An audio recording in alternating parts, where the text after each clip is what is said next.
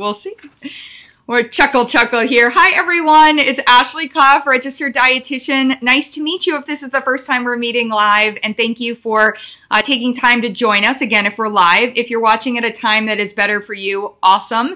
And remember that if you are watching at a time that is better for you, you are welcome to ask your questions, put them in the comment box, and I will make sure that our expert is able to answer them. If you are watching live, please feel free to tell us where you're joining from, and do let us know if you have questions as we go along. I'm going to be moderating, so if I don't ask your question immediately, it just means I want to let our guest share her wisdom, and then we'll move on from that. So as I mentioned before, I'm a registered dietitian. I'm also currently CEO of the Better Nutrition Program, a company that I founded to help practitioners and patients work better together, assessing total nutrition. We take in nutrients from a lot of different ways these days, and we want to understand how we're getting all of them in. So if when it comes to things like bone health, we want to know what our total nutrition is doing for our bones. And I created this Better Nutrition Expert series because I feel like it's really important, both for me, very selfishly, I get to interview the people that I want to learn from, but also important for all of us, whether we're practitioners or individuals, or we're practitioners who want to find out about our own health, to get information from people that are what I call better nutrition experts. So I'll start off, as I always do, with defining that, which is a better nutrition expert is somebody who is both science and practice-based. So what we want to understand on that part is science is great, but very often science doesn't tell me what I need to know specifically about you as a person, and that's where our practice and practitioners come in, where we can ask questions and we can get to know you and figure out how we interpret the science for you, but also how we create recommendations that will be useful for you. So that is why we have Heidi Skolnik with us today. So Heidi is an extremely accomplished, just an incredible person, a sports nutritionist who, and you guys will see me looking down, you get to check out my part, because I want to make sure I get all of this in correctly. But she runs the company Nutrition Conditioning and oversees the performance nutrition program at the Juilliard School and the School of American Ballet. She's already my niece's hero, so we're on that part. And she's also consulted with numerous Broadway shows. Very important to me, of course, is that she's worked with the Knicks basketball for 7 years, the Giants football for 18 years, Mets baseball for 15 years, worked with the NHL, the MLS, WNBA, Olympic competitors, and is also on the board, has sat on the board of the National Osteoporosis Foundation for 10 years, authored 3 books, earned 2 masters, a fellow at the American College of Sports Medicine. But my favorite part is she believes that M&Ms can fit into healthy eating along with red peppers, red meat, broccoli, and fresh fruit. So we are in a great company here because I agree with you. Chocolate is its own food group. So I love that part. So Heidi, welcome. And by way of introduction, I would love to know what brought you into both the world of nutrition and then very specifically into performance, the athlete and the performance side. I think it really was an evolution. I remember the first time I took a nutrition class in college, and that was that aha moment when I learned that an orange could prevent scurvy. It was like, just really? That's insane. I didn't know anything like that. And that was just my first really deep dive into, I want to know more about nutrition. And then I was an athlete and I was a dancer. And so there was this athletic side to me, and putting the two together, when I went to school, I think we had talked about this, a sports nutrition class didn't even exist yet. So it really was something that just unfolded. And as I did more and more work, my work originally was in dance therapy. And it was there that I realized I didn't want to work therapeutically. I wanted to work preventatively. And I started working more and more using dance exercise for athletes in college. And then again, it just continued on. So I went into the preventative, I went into performance-based, I got a master's in exercise physiology. And if you're in exercise physiology, it really is sports nutrition. Went on for, the second degree in nutrition and just put it all together. Oh, I love it. So if you're just joining us, we're going to have a conversation tonight about bone health at every age and really looking at both fitness as well as nutrition and how the two can come together. And I think this is such an important topic because I think so much misinformation has been shared in the name of bone health. And I think at the same time, too, it's often something that is thought about later in life when, as we're going to learn from Heidi, it's something that we should be thinking about in our earliest nutrition. So as we kind of go through the decades, Heidi, let's talk about sort of the first 20, 25 years of life. What do we need to be thinking about from a bone health standpoint at that time? Well, we can even break it down further and look at it sort of around prepubescence to pubescence, because those 3 years is when we even build the most of our bone health, and then we continue on. So we're laying down our bone, and the way I explain it to the students that I work with and the athletes that I work with is, think of it, it's not just when you're growing in height. Everyone recognizes bone and height, but then you have to build the density, the connection, the geometry, and the architecture of your bones. So all of that is important. And we really reach our peak bone mass until age 25 to 30. So up until, these teenage years when everyone's experimenting with their diets and kind of figuring out who they are and, what they like, and it's political but the reality is building that bone bank is what you're going to use for the rest of your life. So we know that, for example, 17-year-old runners who diet and under-consume calories can have the same bone density at 17 that some women might have when they're 70 or 80, except that 17-year-old has her whole life ahead. So you want to build that bone bank and make it as strong as it can be, get in that calcium, that vitamin D, and the stimulus of exercise. And so all of that, like playing out, just, playing sports, but even when kids are just out on the playground and they jump off the jungle gym, that force is really important. So it's not just its impact that's on, it's not just activity, it's really that impact that stimulates the bone. It stimulates muscle. And we're learning there's even some communication between the two, probably. It's not just the pull on the bone, there's communication going on, which is kind of interesting. So when you're young, you really need to be getting in calories, you need to be getting in protein, you need to be getting in calcium, you need to be getting in vitamin D, and then all of the other micronutrients that are important. It starts, believe it or not, though, with the calories. And so those teenage, so I think that those pubescent may not be quite as much, although we know girls start dieting, they could talk about dieting when they're 5, but in terms of actually doing anything about it, it's more active in the teenage years. And that's why it's so crucial that dieting behavior doesn't go on, because that's something that may not ever be able to be recovered if you don't build your bone in those years. And you mentioned girls and women later on in life, but so is bone density really a female issue, or should we be emphasizing it as much in boys? I see all these athletes who are breaking bones, especially in basketball. My whole basketball season's ruined this year with different athletes that are out, and so I'm thinking wow, is their childhood nutrition as much of an issue, on the boys' side and the men's side of it? It absolutely is. For athletes, it is. But it is true that low bone health, and also the world is changing in terms of how boys approach nutrition and becoming body conscious and diet conscious. And we could talk about the female athlete triad, which is the female and male athlete triad.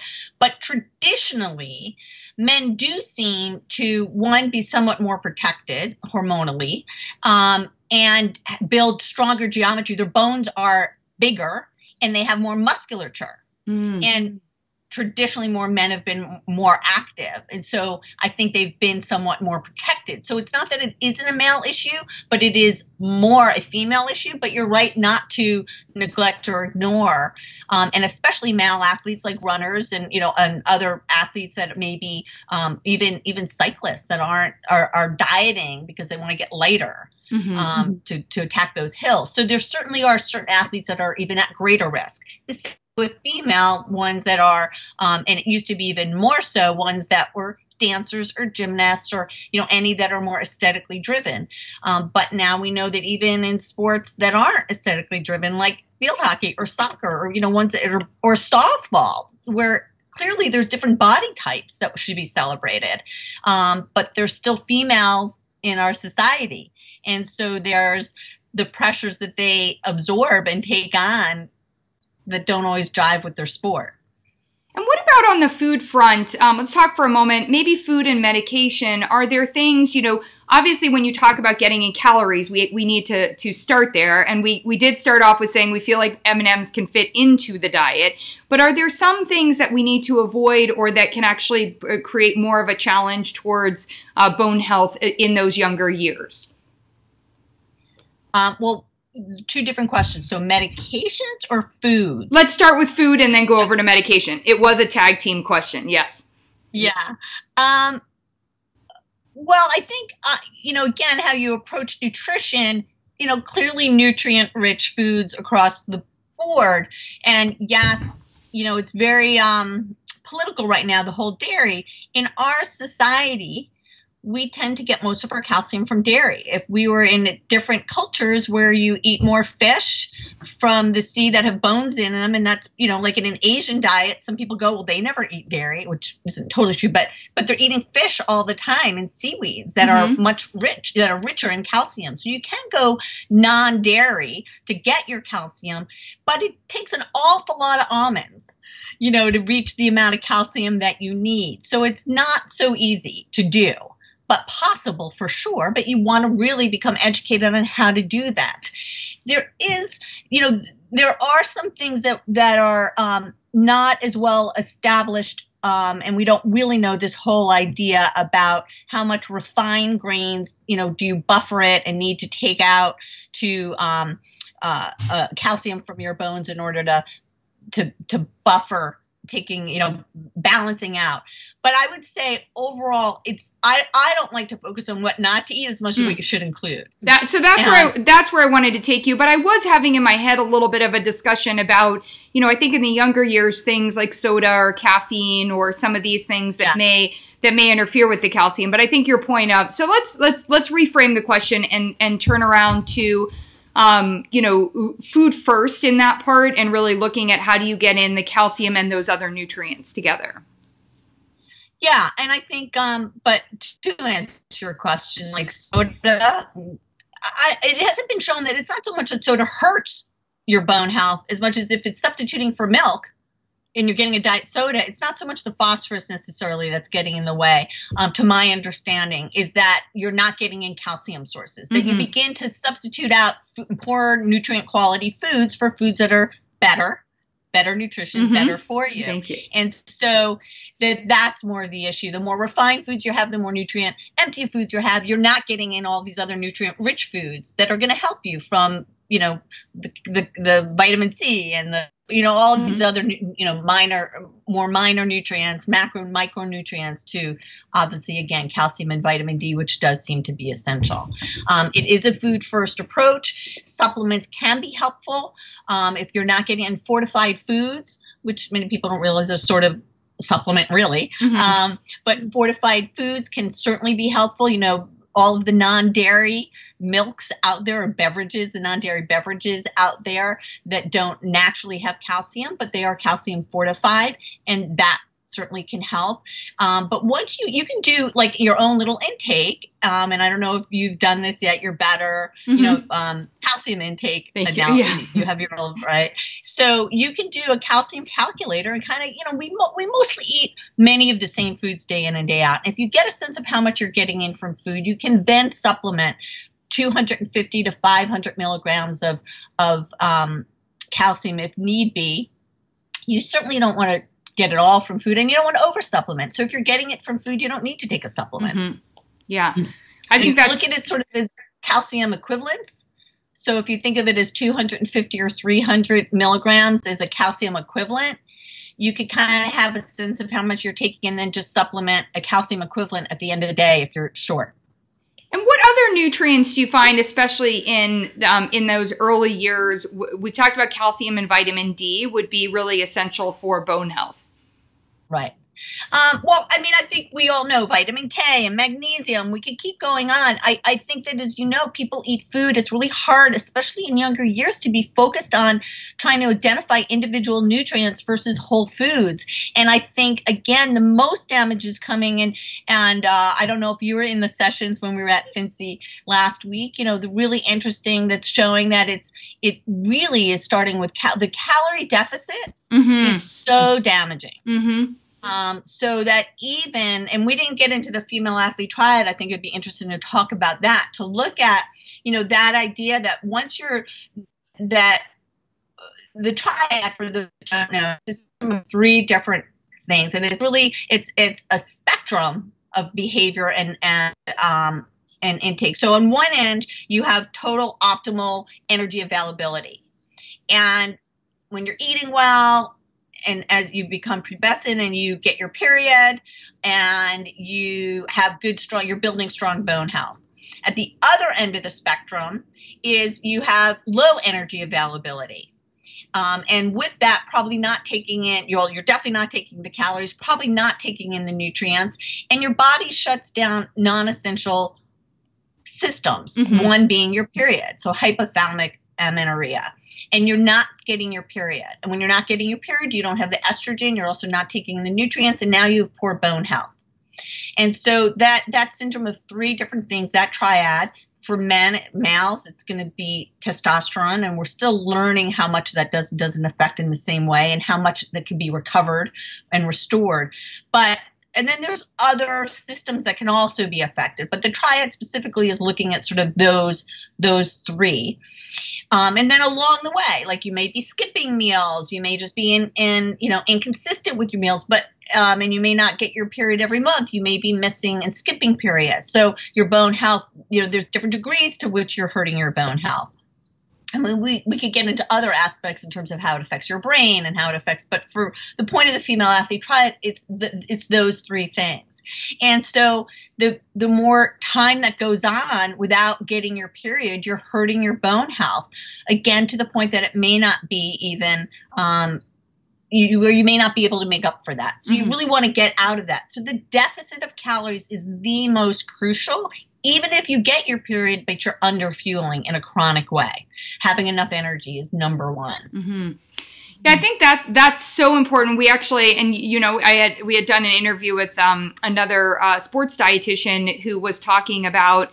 We have our assessment, and one thing that she was really talking about is really to start off at that caloric level and especially understand the calories. One of the things that I like that she did in the assessment is the calories based on the type of sport and also, you know, what phase of your sport you're in. So I think that's super important.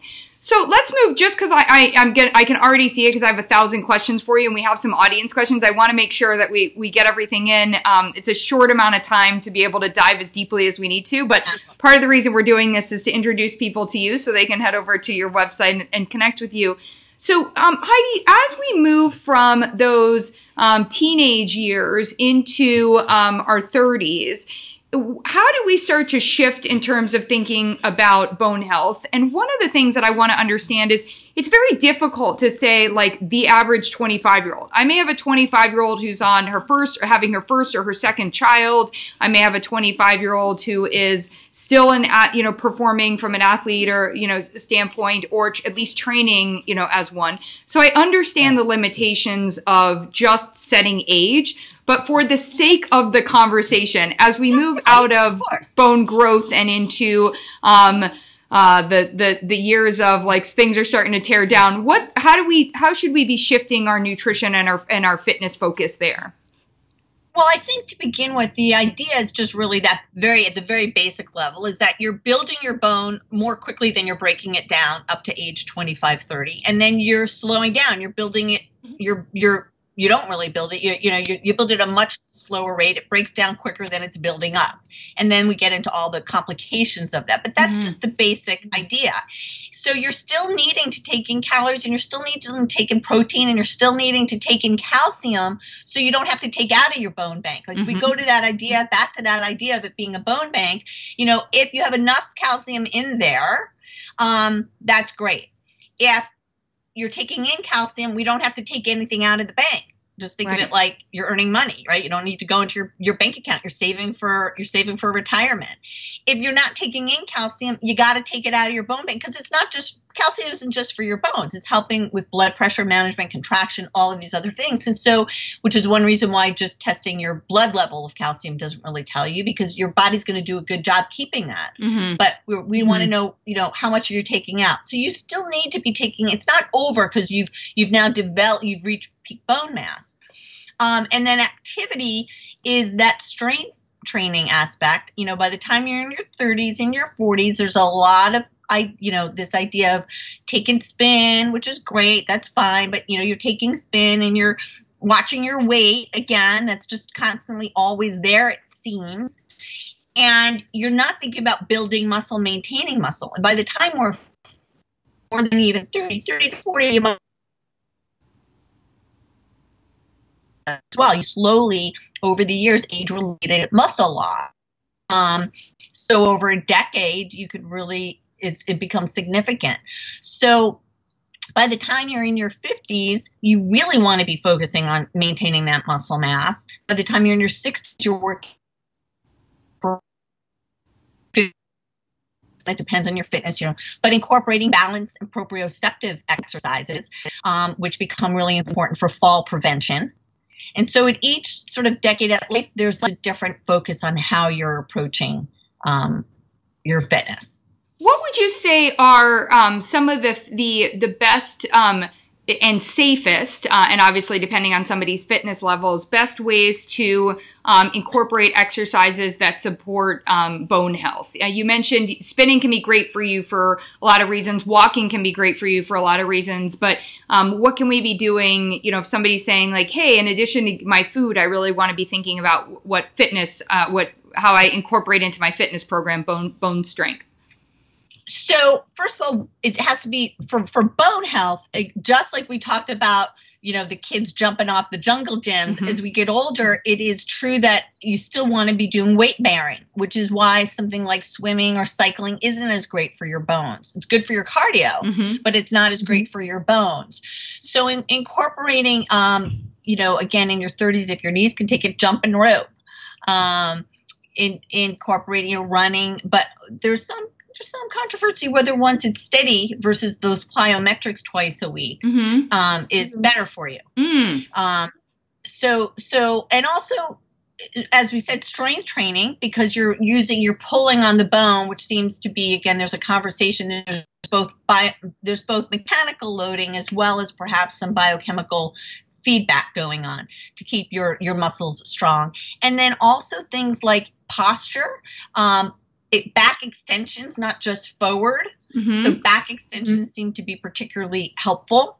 And as you get older, it depends. If you get osteopenia or osteoporosis, then you may need to begin to modify.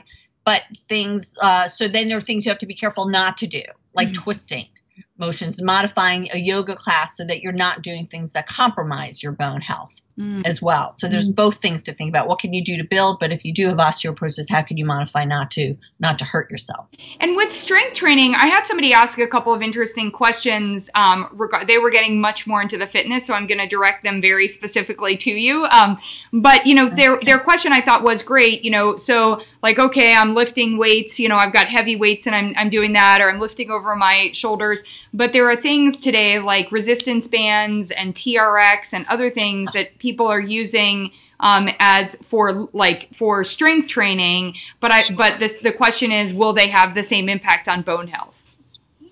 Sure. I mean, strength training comes in a lot of different ways. Resistance, it's resistance. So if you're using a band or you're using a weight, it's still resistance. You're still stimulating the muscle to respond. You're putting it in overload and it responds by getting stronger. Functional is fantastic.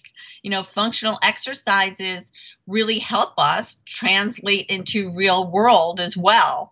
And our core and our, again, that gets back into sort of the idea of balance and complicated. I mean, it's hard for a 30-year-old to think forward to a 60-year-old who's walking while carrying a coffee cup and hears the doorbell and twists and falls, or, so so there's lots of different, complex movement. All of that's part of fitness. It's not just about lifting weights, but any type of resistance is good for your bone health. Great. Which is different than the impact. Yes. And we had another strength training. Right, on that part. And we had another question about actually assessing bone health. So is there an age that you recommend for women and men? Like, should everybody get a DEXA scan? Is a DEXA still the gold standard? Are there any things that you could do to assess bone health prior to doing that part that are legitimate in terms of understanding where your bone health is tracking? So, unfortunately, I don't want to misstate this. So I'm off the top of my head, don't know like what the age is for the standards of when, there are criteria for when you can get a DEXA based on whether you've had a fracture, haven't had a fracture, what age you are. I know that National Osteoporosis Foundation is always trying to advocate for reimbursement and for policy. So we definitely have DEXA for young girls who have a stress fracture, that we get a DEXA early. And then again, there's not really, you wouldn't say osteoporosis when you're in your teens. You are just looking at it related. It's always compared to a standard of what somebody else your age would be. So there's Z scores and T scores, and we don't have to get into that for here. But so if you have risk factors, you should be getting a DEXA. And I don't know if it's over age 40 or 50 that you can qualify to get a DEXA and begin to monitor as you get older. There are FRAC scores that are field tests. Again, I'm not sure when you're young that's as pertinent. But like all screening, I think it's really helpful if your doctor, if you can get one and know where you are over time, especially if you have risk factors. Got it. And we did have a practitioner ask us about perimenopausal and menopausal women. There's a little bit of a, I'm paraphrasing because it was a long question. There's a little bit of a conflict. One side is saying, hey, your hormones are changing. We need you to make sure you get in enough calcium. We've got to protect your bone. The other side is saying you're at a much increased risk of heart disease. We don't want to see added calcium because calcium can become arterial plaque. So they were just kind of like, what do I do for my patients in that space? So again, the idea that was totally over, that whole scare around that was a little exaggerated. You do not want to oversupplement for sure. But if you're doing the food first approach where you're only supplementing up to difference, where you're talking about 250 milligrams of calcium or, up to 500 milligrams of calcium, you don't want to be taking 1,300 milligrams of calcium and then also eating food. That, also getting in 1,300 milligrams of calcium through food. Right. So there was a time when women were like pounding the calcium through food and then thinking more calcium through supplements is better. And that absolutely is not the way to go in terms of that risk for arterial plaque and buildup. So, but staying within the 1,300 milligrams below that with food and supplement does not seem to pose a risk at all. Great. So I think that the overarching message is the food first part, and food first, assuming food can be consumed. And the only thing I would add to that is I would also look at if you're going to supplement, understand where their digestive health is, because not all forms of the supplement are going to be absorbed as well. Another question that we got, and no issue if this is something you're comfortable, not comfortable. So another question that came in is, do you have a specific take on strontium for bone health? Apparently it's a nutrient that's very common. It's not common, but it's in some bone health protocols, both in outside of the U.S. and also in the U.S. Oh, it's interesting. No, I don't have a comment on that. Okay. I can't. Yeah. And that's, again, like these are ones people are just throwing out, so we can always email, on that piece. I've seen mixed information. So I will just say, I will point you to, if you are looking at that part, what is used in Europe versus what is used in the US is different. And so I think that's worth, and also you do need to have a conversation with your doctor, because my understanding, and again, limited in this space, but is that sometimes strontium can appear, because it's heavy, it can appear like calcium, and so it can throw off your markers in certain scans. So I think it's important for you to have a conversation with your doctor and your dietitian on that one. So we'll leave that one there. And then you were talking about, digestive health. You're right, is the whole new frontier that we're learning and understanding more and more. So if you do, though, have, poor gut health, that can interfere, that you're not absorbing the calcium, why two people could be taking, well, there's so much more we're going to learn about it anyway, but that two people could be consuming the same amount of calcium and not getting the same amount of calcium. If you're taking any PPIs, protein pump, if you're on Nexium or Prilosec, and that changes the acid in your stomach, and you need some of that acid to absorb the calcium. So those can really inhibit your ability, or somebody taking Tums, not the right way to get your calcium in versus carbonate or citrate. And so understanding that is always. I like to say in that instance, a lot of times if you do that, what ends up happening is we trade an upper GI problem for a lower GI problem, and neither one of those are desirable. So I very much appreciate that comment. Another question that we got was after breaks, in terms of as we age, is there a protocol for, like, do you need is extra calcium, or is there anything nutritionally that can help bone heal after there has been a fracture? Yeah. So it's going to sound like a broken record, and I will say from the population I work with, because remember, I'm still really working with even older athletes, and I'm working and with a lot of women who suffer from disordered eating and eating disorders, and I see women even in their 50s, 60s, 70s plus who are who when we dig deeper, we realize that their bone health has been compromised from the patterns and habits that they had when they were young. Like we might dig in and they're eating beautifully now, but they remember the time in college when they weren't, or they didn't get their period for a few years, and they've corrected since, and they're suffering now from them, but it's not really what they're doing now. Or they're continuing, they're still very weight conscious and are under fueling, are chronically on diets. And so the first thing we need to correct is getting in their calories. You do need a little bit more protein. I mean, when you're healing from anything, you need to up your calories. Your body needs calories to heal.